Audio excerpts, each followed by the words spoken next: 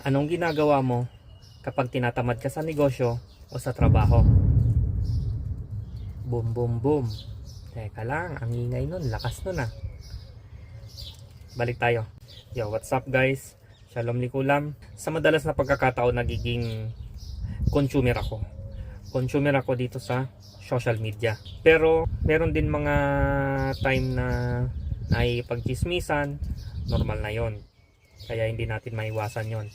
Pero sa madalas na pagkakataon, nagiging consumer talaga ako dito sa social media. Pero productive pa din, yung may kabuluhan.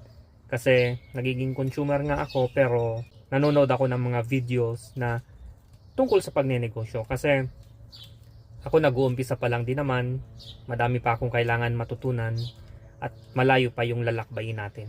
Malayo na, pero malayo pa din. Kaya sipagan pa natin. Laban lang tayo.